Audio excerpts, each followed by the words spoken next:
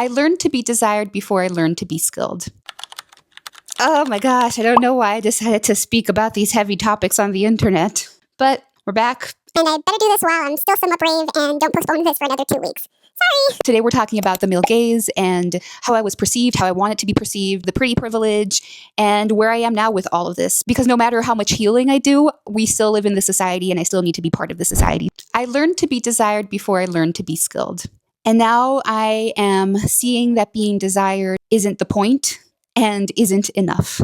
And what makes this realization terrifying is that I don't know if I have built a skilled enough foundation in order to achieve all my goals and dreams if I take away the desire factor. Society teaches women from a very young age how being desired is good. We say, "Oh, aren't you so beautiful?" instead of, "Oh, aren't you so smart?" And we watch movies where the chosen girl is always the pretty girl or the one that goes through a physical transformation arc. Or even when we learn that our society is an attention-based society, and when we get attention, we are worth something. So when we're desired, we're worth more. And of course, with all of these messages and lessons that we subconsciously learn and take in, of course, we learn that external validation is good, that the male gaze is good.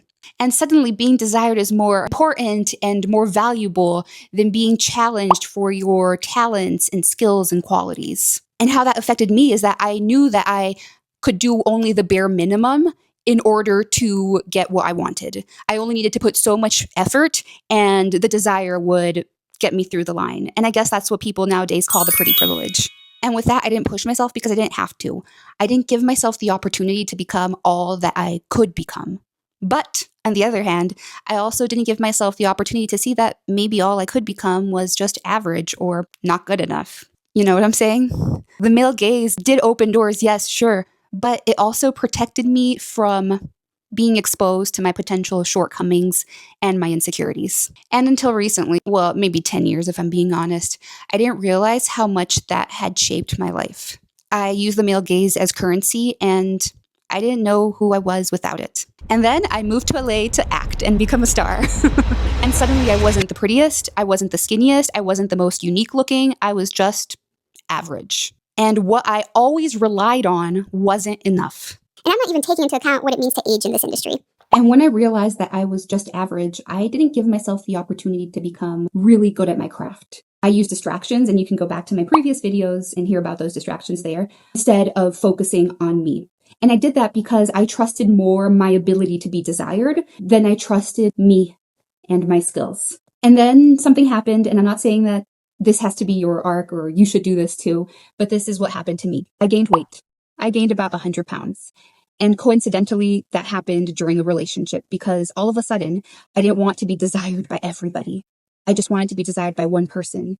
And he was desiring me because of who I was in here, and not all of this. So I felt safe. I didn't have pressure to perform or pressure to maintain a certain level of desirability. Gaining weight allowed me to step away from the male gaze and step into me.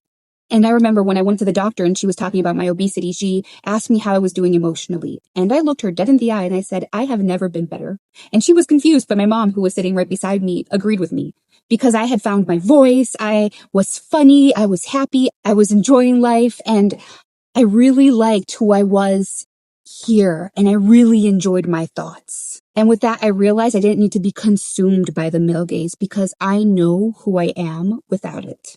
So I didn't need to post provocative pictures on Instagram anymore or seek external validation, which will honestly never fill the void that we all have as humans. And I don't need to use beauty as a way to control or have proximity to power. However, I do understand that we live in this society where there are advantages of being seen. So I'm not saying don't look at me.